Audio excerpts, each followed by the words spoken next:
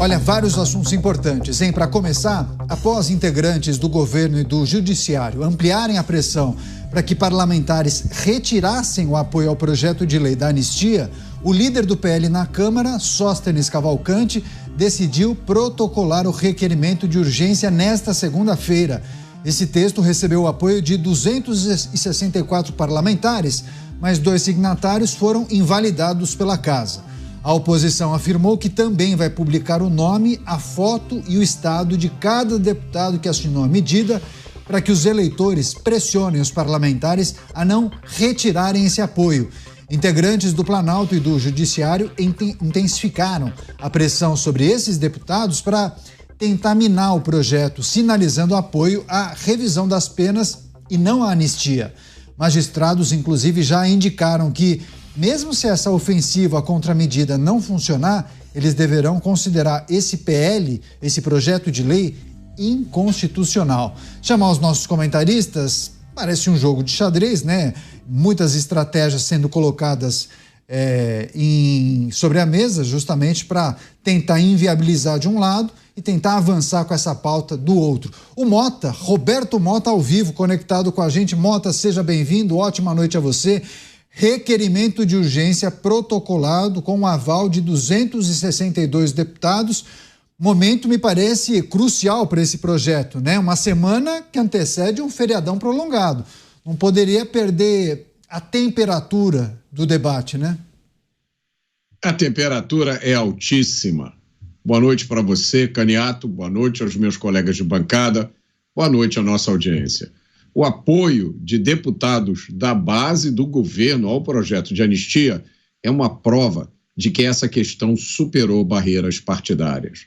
Os processos de 8 de janeiro marcam a primeira vez em muito tempo, talvez em várias gerações, em que o país assiste pessoas serem condenadas por crimes políticos.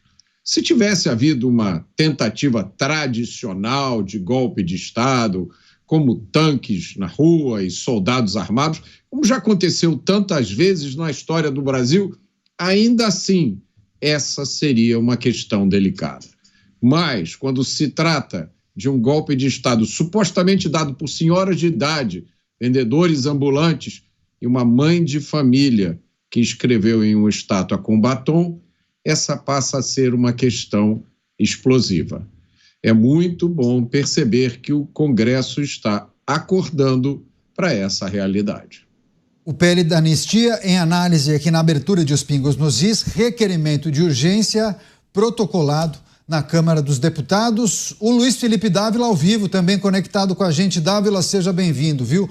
Ótima noite a você. O que chama atenção é esse aspecto que o Mota trouxe, né? A pluralidade de siglas, além daquelas mais à direita, os parlamentares mais conservadores, tem deputados de vários partidos que fazem parte da base aliada ao governo, né? União Brasil, MDB, também o PSD, de Gilberto Kassab, enfim, muitos parlamentares dessas siglas também assinaram requerimento de urgência e sinalizam que é preciso aprovar o PL da anistia. Dávila. É isso mesmo, Caniato. Boa noite a você, ao Mota, ao Beraldo e à nossa querida audiência. Olha, é preciso muito cuidado para analisar esse jogo de xadrez. É ótima notícia que o Congresso Nacional se mobilizou para conseguir as assinaturas para tratar o projeto da anistia com urgência.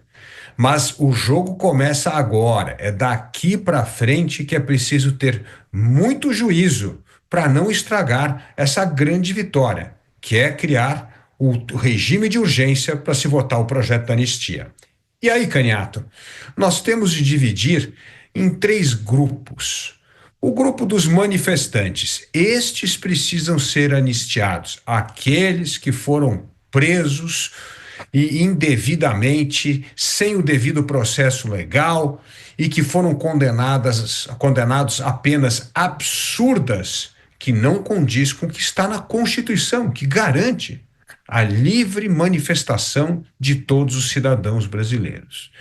É muito difícil o Supremo Tribunal Federal declarar inconstitucional um projeto se se atrelar unicamente a esses manifestantes, aqueles que manifestaram e foram condenados indevidamente sem o devido processo legal. Agora, o que os governistas buscam fazer? Taxar todo mundo de golpista. Então é golpista desde aqueles envolvidos no famoso suposto plano do golpe até esses manifestantes. Quando você acaba criando um rótulo e tratando todo mundo como golpista, aí está o indevido processo legal, aí está o desrespeito com o direito do cidadão de se opinar e de se colocar contra, por exemplo, naquela época, a vitória do governo Lula. Mas isso não tem nada a ver com golpe de Estado. Então, é preciso separar o tal dos supostos golpistas, aqueles que eventualmente tramaram alguma coisa contra o governo, esses vão ser julgados do Supremo, não estão nem aí. A anistia é para esses manifestantes presos indevidamente. E depois tem uma terceira categoria, que são os vândalos, aqueles que realmente depredaram prédio público. Então, esse projeto na anistia, para ser vitorioso no Congresso Nacional e não ser derrubado no Supremo Tribunal Federal, precisa atrelar a atenção exclusivamente nos manifestantes presos indevidamente, sem o respeito ao devido processo legal. Se isto ocorrer, eu entendo que há grande chance desse projeto vingar no parlamento e sobreviver uma eventual ação no Supremo Tribunal Federal. Pois é, a oposição protocolo o requerimento de urgência do PL da anistia. Há quem entenda que, a partir de agora, a tramitação poderia avançar, mas não é garantia.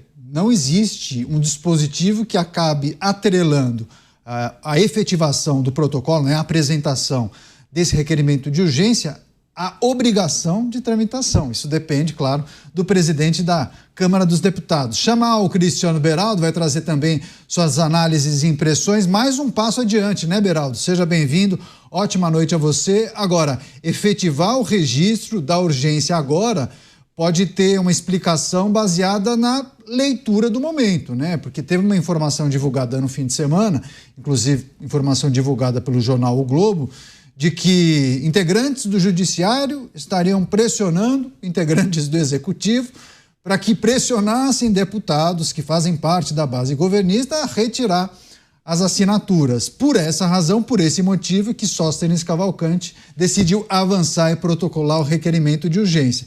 Mas requerimento de urgência protocolado não é garantia de tramitação, é importante destacar isso, né?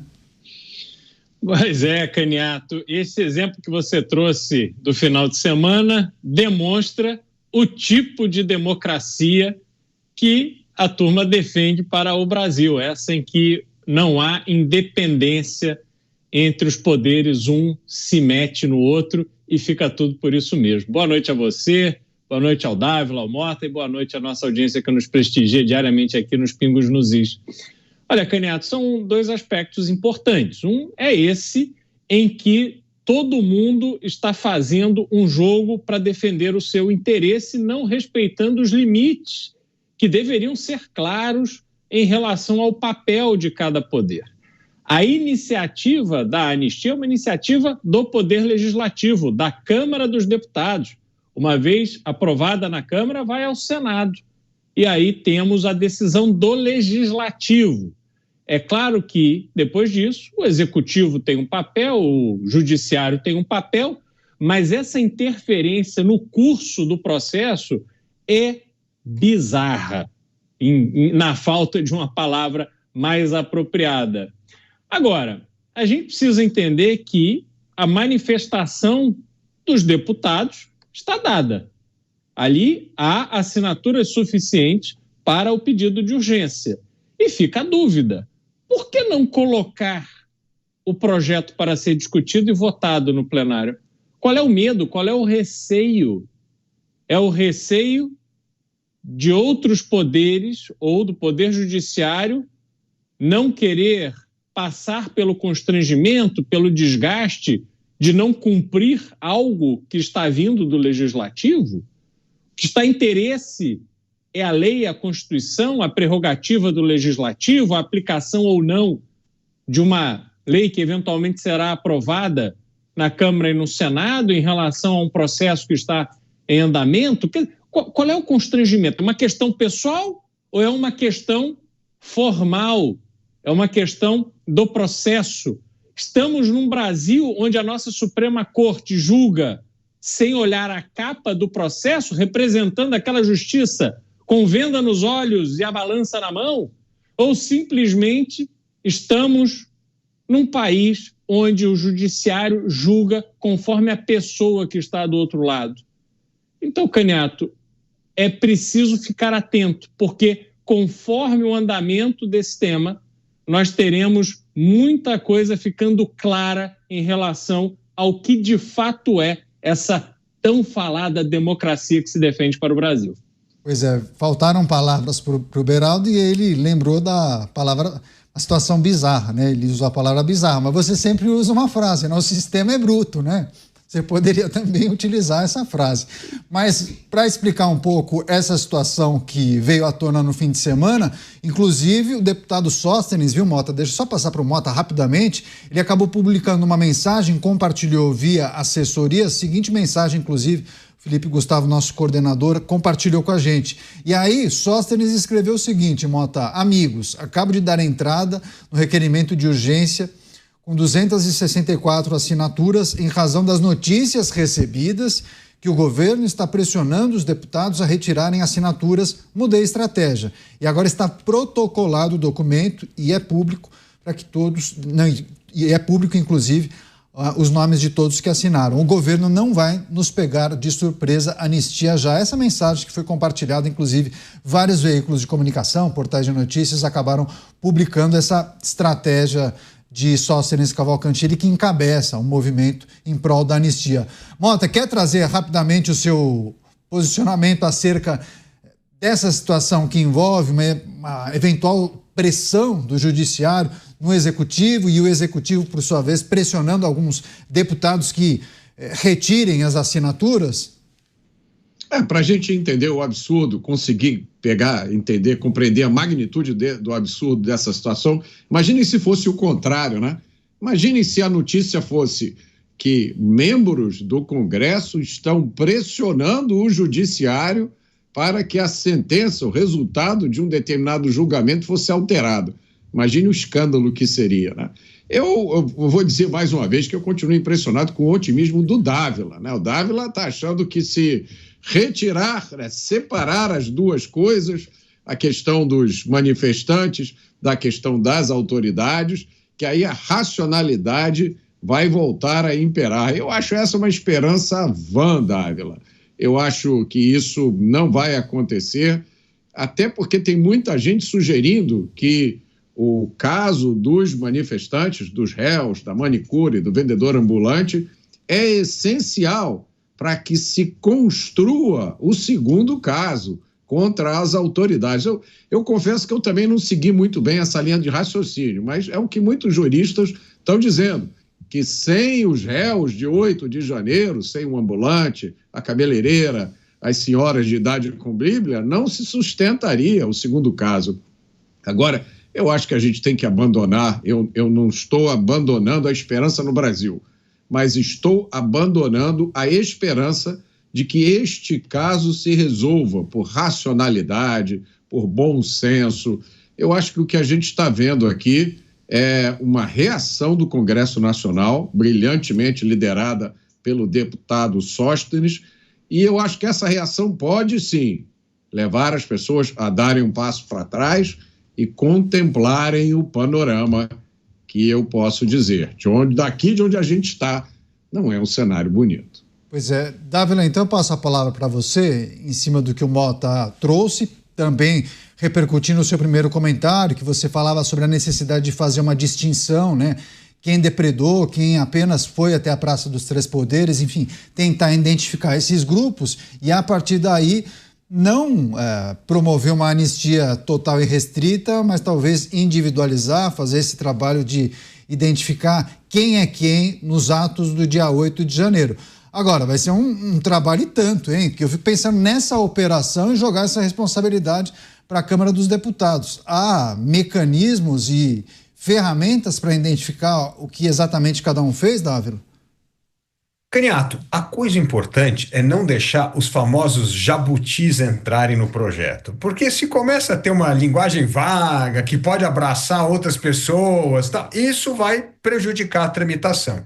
Se focar exclusivamente nos manifestantes, esta pressão no legislativo vai ao encontro a esse desejo de pelo menos alguns membros do Supremo Tribunal Federal rever penas. E o que pode acontecer é que essas penas sejam revistas antes do trâmite completo do projeto de anistia na votação na Câmara e no Senado em 2 votações, tá certo? É esse o ponto. Então, o que eu digo é que se atrelar o projeto da anistia ao conteúdo inicial, ou seja, livrar os manifestantes presos indevidamente, sem ter tido o respeito ao devido processo legal, vai ao encontro a uma onda que começa a acontecer no Supremo. E o que isso faz? Faz com que haja uma conjuntura favorável da revisão rápida da pena no judiciário para tentar esvaziar o projeto da anistia. Esse é o jogo. Agora, se durante o trâmite começa a ter os tais do jabuti, entra todo mundo, a anistia ampla, geral e restrita, entra o nome do presidente Bolsonaro, isso vai prejudicar a negociação, inclusive alguns nomes que assinaram a petição do projeto possam ser retirados. Então, é muito importante saber jogar esse xadrez político nesse momento, para o projeto de anistia continuar a caminhar no Congresso Nacional, para forçar e pressionar o judiciário a rever pena. E aí eu concordo com o Mota sempre disse isso aqui com toda clareza, que isso caberia ao judiciário. O judiciário é que fez a burrice, eles é que tem que rever a pena, e é assim que se resolve esse problema. Esse é um problema jurídico. Ele está indo para o âmbito político porque o judiciário não está reagindo. Agora, se começa a reagir, quem sabe pressão política com esse revisionismo de pena no judiciário pode fazer o que nós todos queremos, que essas pessoas sejam soltas, que deixem a cadeia porque foram julgadas injustamente, não de acordo com a lei, mas de acordo com o posicionamento político. Isso é o que nós não esperamos da justiça. O que esperamos da justiça é uma Suprema Corte que garanta o cumprimento da lei e da Constituição. Temos alguns caminhos possíveis aí, né, Beraldo? Anistia total e restrita, anistia parcial ou esse movimento de revisão dos crimes, revisão das penas, movimento que seria feito pelo Supremo Tribunal Federal, talvez levando em consideração os indicativos de mobilização popular, também na Câmara dos Deputados, enfim. Quais desses caminhos lhe parecem mais factíveis, hein, Beraldo? Olha, Caniato, pelas declarações que aconteceram nos últimos dias, vindo da Suprema Corte, me parece que o clima para a revisão dessas penas ainda não existe. Então, o posicionamento continua sendo de soberania total do Supremo em relação a essas penas completamente irreais para o Brasil, de 14, 15, 16, 17 anos de prisão. Até porque, na última semana, tivemos mais um episódio de depredação e tentativa de invasão de prédios públicos na Praça dos Três Poderes. E que eu saiba, nenhum indígena está preso e está sendo processado pelo Supremo Tribunal Federal. Porque ali nós tivemos uma postura bastante semelhante vinda de manifestantes que foram recebidos, inclusive, pelo presidente do Supremo Tribunal Federal. Como é que você tem um grupo de manifestantes que é recebido, ou seja, tem o seu pleito atendido para poder conversar sobre o tema que lhes interessava, e eles saem de lá e vão para o quebra-quebra? Então, essas pessoas claramente não estavam respeitando a ordem, não estavam respeitando a autoridade do Supremo Tribunal Federal e nem da Câmara dos Deputados. Mas saíram de lá impunes. Então, claramente, existe um grande desequilíbrio. Entretanto, Caniato, a estratégia que me parece única neste momento, é a estratégia dentro da Câmara dos Deputados e depois no Senado. Mas será uma luta, será uma disputa, será uma briga. E como se resolver isso? Quanto mais avança, mais difícil será a solução, mais desgaste causará, mais instabilidade trará ao país. Então, o que falta nessa discussão é bom senso, é a percepção de que, se não formos razoáveis nas decisões que são tomadas pelas autoridades brasileiras, nós jamais encontraremos um equilíbrio que permita ao país focar naquilo que é efetivamente importante e essencial. Porque o tempo que se gasta discutindo problemas que sequer deveriam existir é gigantesco. E aí, Canhato, não tem como nenhum país progredir. Pois é, nós falávamos sobre os caminhos possíveis quando a gente pensa em anistia. Daqui a pouco vou passar para o Mota, inclusive, mais uma alternativa. Uma que nem tinha aparecido até agora, mas a gente vai tratar isso já já. Deixa eu só voltar, porque tem um aspecto da fala do último comentário do Dávila que eu queria que ele discorresse e ampliasse essa reflexão, porque eu tenho visto alguns juristas e analistas que fazem a seguinte reflexão. Quando você fala de uma sinalização do judiciário e essa expectativa, talvez de alguns congressistas, que a Suprema Corte poderia dar um passo para trás, rever as penas impostas aos condenados do dia 8 e talvez houvesse em algum momento isso que você costuma cobrar, chamando de um movimento de autocontenção, né? Um movimento da Suprema Corte no sentido talvez de pacificar o Brasil, talvez de atender um pouco àquilo que tantos anseiam. Primeiro, qual é a garantia de que essa sinalização seria cumprida lá na frente, que de fato o judiciário faria alguma coisa para atender essas demandas? Porque assim, não tem um documento, ninguém iria assinar, eu me comprometo até 2026 ou até 2027 revisar todas as penas. Seria um acordo político, né? Feito com uma corte superior. Eu acho que esse é um ponto. E um outro, você acha que não tem uma problemática embutida aí? Porque seria um atestado de culpa, né?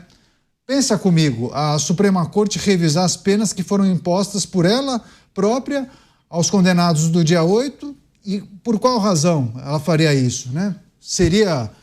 Ela assumiria que exagerou na avaliação daqueles crimes que foram elencados pela PGR, foram entendidos como verdadeiros em algum momento, Dávila? Bom, primeiro, Canhato, o revisionismo da Suprema Corte é numa velocidade mais rápida do que a luz, né? Quantas pessoas haviam sido condenadas no passado, aí foram inocentadas, desmantelada a Operação Lava Jato, corruptos que eram considerados corruptos, aí passaram a ser vítimas. Então, esse revisionismo faz um pouco parte do histórico do nosso Supremo e é uma das razões da insegurança jurídica no país. O Mota gosta sempre de lembrar a questão do aborto nos Estados Unidos. Demorou mais de 50 anos para rever. Aqui, a cada 5 meses, estão revendo questão constitucional decidida. Isso cria uma enorme instabilidade jurídica no país. Então, essa vergonha eles não têm, viu, Canhato? Eles vão rever, se tiver que rever, vai rever. Agora, o segundo ponto é o que me parece, os sinais que começam a surgir dentro do Supremo, viu, Beraldo? Primeiro foi o próprio ministro Luiz Fux. Quem pede vistas para revisitar penas não vai voltar depois com aquele voto, olha, realmente tudo que foi feito lá atrás está certo e tal. Então vai começar a puxar o caminho por um lado.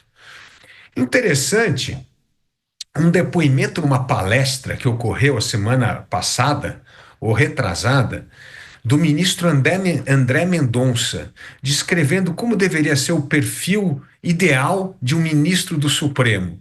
E é tudo diferente de um agente político e sim de um jurista. Aí nós tivemos, este fim de semana, o Canhato, uma conversa do ministro Alexandre de Moraes se reunindo lá com Hugo Mota e Alcolumbre. Começam a ter sinais de que algum movimento está acontecendo para rever penas e não transformar isso num embate político entre os poderes. Porque provavelmente o Hugo Mota está dizendo assim, eu vou segurar um pouco, mas não dá para segurar muito. Então é bom vocês começarem a agir desse lado aí também. Então começa a ter um entendimento, uma certa flexibilização ao invés de rechaçar o assunto, porque esse assunto era assunto proibitivo antigamente. Não, isso começou com o Luiz Fux, o ministro Fux, resvalou nesse depoimento de André Mendonça, agora veio com essa conversa do próprio Alexandre de Moraes com os presidentes da Câmara e do Senado, ou seja, o negócio está andando, essas placas tectônicas da política e do judiciário estão andando no sentido de rever penas, porque senão vai se transformar em mais um embate político entre legislativo e judiciário, e é tudo o que os dois poderes estão evitando que ocorra neste curto prazo. Mota, antes de trazer a próxima informação, acho que você quer também dar um pitaco, fazer uma ponderação sobre essa possibilidade de revisionismo, a expectativa que muitos têm, mas também essa questão que envolve a possibilidade dos ministros atestarem que, de fato, erraram em algum momento nesse processo. Mota. Eu acho que o problema não está na dificuldade de fazer isso, Caniato. Eu entendi perfeitamente o que você colocou, você fez uma pergunta excelente. E eu concordo com a resposta do Dávila. Eu acho que hoje se declara que o negócio é azul, amanhã se declara que é amarelo sem qualquer problema. Inventa uma justificativa jurídica aí qualquer. É por causa da hermenêutica do parágrafo hipersibilático, sei lá o quê. Inventa uma frase qualquer aí, cola e segue o jogo. Eu não acho que o problema está aí. Eu acho que o problema está em outro lugar. E é curioso, porque a minha tendência é fazer uma leitura oposta a que o Dávila fez desses eventos que ele mencionou como motivos de ânimo. Eu vejo como motivos de preocupação. Eu vejo que uma questão jurídica, de justiça, continua sendo tratada como uma questão política, como se fosse possível você arranjar uma solução de compromisso para uma injustiça, que não seja corrigir a injustiça. E aí sabe qual é o perigo que eu acho? Eu acho que se pode optar por uma solução de compromisso, por exemplo, de redução das penas. Mas espera aí, você vai reduzir a pena da Débora, que foi condenada por tentativa de abolição violenta do Estado de Direito, porque escreveu com batom numa estátua? Reduzir a pena é a solução para esse caso? Eu pergunto a vocês, né? Ela que foi acusada de associação armada, né? Criminosa armada, alguma coisa nesse sentido, mas a Débora não é do Comando Vermelho. A Débora não pertence ao PCC, nem aos amigos dos amigos. A Débora não é associada a nenhum grupo criminoso que explora a venda de água, a venda de gás, venda de internet. A Débora nunca participou de nenhuma quadrilha especializada que sequestra a cidade, como aconteceu, salvo engano, semana passada em Guaxupé, né? Eu acho que em Minas Gerais, já aconteceu em cidades de São Paulo também. A Débora é cabeleireira, ela é mãe de 2 filhos, ela subiu no status e escreveu com batom. Eu pergunto, vocês acham que essa questão vai ser resolvida mantendo-se as acusações e simplesmente reduzindo as penas? Você, Beraldo, quer arriscar responder a pergunta do Mota? Depois eu passo para o Dávila, depois eu trago aquela informação importante também. Não, olha, a dinâmica que existe realmente ela é muito preocupante, porque é difícil encontrar um caminho para a retomada do que é razoável. E aí, diante disso, nós antecipamos que qualquer caminho adotado, até para a revisão das penas, no estado de coisas que existe hoje no Brasil, da forma como se tem tratado a institucionalidade dos poderes e as relações entre representantes desses poderes, Caniato, me parece que qualquer decisão tomada virá com uma conta para pagar. Alguém será recompensado por uma decisão tomada. E, no final, quem pagará essa conta seremos nós, o povo brasileiro. Porque eu, sinceramente, já perdi as minhas esperanças em ver temas como esse serem tratados com o distanciamento necessário para que se faça isso cumprindo cada um o seu papel. Então são os encontros, os jantares, as palestras, as viagens. Joaquim Barbosa dizia, né, o Brasil é o país do tapinha nas costas. Cada vez mais a gente está vendo isso. Tudo começa e termina num abraço, num sorriso e num tapinha nas costas. O problema é que o tapinha vai nas costas, mas no nosso lombo vai coisa muito pior, Canela.